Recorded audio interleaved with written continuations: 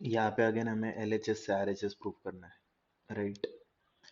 तो देखो, एक तो तुम LHS से RHS प्रूव कर सकते हो, या फिर RHS से LHS प्रूव कर सकते हो, बट कभी कभी LHS से डायरेक्टली RHS प्रूव करना थोड़ा डिफिकल्ट हो जाता है। तो तुम क्या कर सकते हो, जो लेफ्ट साइड है उसको भी साइन कॉस में ब्रेक करो, और जो राइट साइड है उसको भी साइन कॉस में ब्रेक करो, and then make them equal. जैसे यहाँ पे लिखा है ना हिंट में, सिंप्लीफाई LHS RHS सेपरेटली। तो लेट अस से पहले मैं LHS को सिंप्लीफाई कर रहा हूँ। सिंप्लीफाई का मतलब बेसिकली साइन कॉस में ब्रेक करना। तो यहाँ पे LHS में क्या दिया है हमें, cosec A minus sine A, sec A minus cosec, ठीक है ना? तो अभी कोसेक को साइन में लिखो, तो कोसेक इज बेसिकली LHS को अपन साइन कॉस में ब्रेक करें, तो कोसेक के लिखोगे 1/sin, सेक को लिखोगे 1/cos माइनस कॉस है, ठीक है? अब इन दो फ्रैक्शन को सब्ट्रैक्ट करेंगे, कैसे? Cross multiplication, that is this minus this into this whole divide by this, तो कितना आएगा? 1 minus sine into sine is nothing but sine square है, एंड अपॉन में आएगा साइन है। एंड यहाँ पे भी same 1 minus cos into cos is cos square है, एंड अपॉन में कॉस है। अभी हमें आइडेंटिटी पता है कि sine square theta plus cos square theta कितना होता है? 1। तो कॉस स्क्वायर को अगर उधर लेके जाऊंगा, ठीक है, तो 1 माइनस कॉस स्क्वायर कितना हो जाएगा?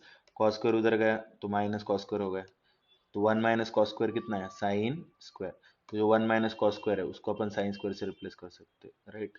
सिमिलरली यहाँ पे sine square plus cos square 1 है, अगर मैं साइन स्क्वायर को उधर लेके जाऊँ, किसको?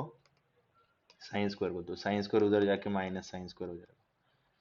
तो 1 minus sine square is cos square, 1 minus sine square is cos square. देखो अगेन ये फॉर्मूला तुम्हें डायरेक्टली पता होनी चाहिए, ये तो मैं भी एक्सप्लेन कर रहा हूँ बट ये डायरेक्टली पता होना चाहिए। तो हमें पता है 1 minus sine square A is nothing but 1 minus sine square A is cos square A,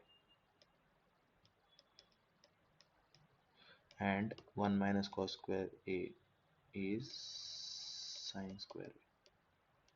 okay, अभी देखो ऊपर नीचे से डिवीजन में कैंसिल होगा। जैसे कॉस स्क्वायर ए का मतलब क्या होता है? कॉस इंटू कॉस, तो एक कॉस ऊपर नीचे से कैंसिल होगा तो ऊपर एक कॉस बचेगा। साइन स्क्वायर मतलब साइन इंटू साइन, तो ऊपर नीचे से एक साइन कैंसिल होगा तो ऊपर बचेगा कॉस ए इंटू साइन ए, ठीक है?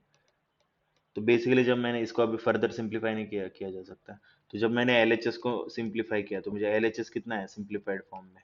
Cos into sine. अभी सिमिलरली हम RHS में जो एक्सप्रेशन दिया है उसको भी सिंप्लीफाई करेंगे, तो हमें RHS कितना दिए? 1/tan plus cot. सिंप्लीफाई करने का मतलब अगेन इसको तुम साइन कॉस में ब्रेक करो, तो tan is nothing but sine by cos, and cot is nothing but cos by sine. Okay, अभी इन दो फ्रैक्शन को ऐड करो क्रॉस मल्टीप्लिकेशन से, this into this plus this into this upon this into this, तो कितना आएगा? मतलब sine into sine is sine square है plus cos into cos is cos square है, 1 मिनट, एंड अपॉन में आएगा कॉस इंटू साइन। अभी देखो ये जो कॉस साइन है ये ऊपर जाके मल्टीप्लाई होगा, कॉस साइन ऊपर जाके मल्टीप्लाई, ये बोला था ना a अपॉन बी बाय सी में सी a के मल्टीप्लिकेशन में जाता है, तो यहाँ पे सेम करनी केस है। तो जब कॉस इंटू साइन 1 के मल्टीप्लिकेशन में जाएगा तो anything into 1 is same thing, तो ऊपर न्यूमरेटर में बचेगा कॉस इंटू साइन, और नीचे क्या है? Sine square a plus cos square a, और हमें पता है sign square theta plus cos square theta is nothing but 1, and we know that anything by 1 is same thing, anything by 1 is same thing। तो basically देखो जब मैंने RHS को simplify किया तो वो cos sin के इक्वल था आया, और cos sin है तो LHS के इक्वल है, तो बेसिकली LHS और RHS क्या हो जाएगा? हो गया इक्वल। जब अपन ने LHS को सिंप्लीफाई किया तो वो भी cos इंटू साइन आया, RHS को सिंप्लीफाई किया तो वो भी cos इंटू साइन आया, मतलब दोनों LHS और RHS क्या है? इक्वल। ओके।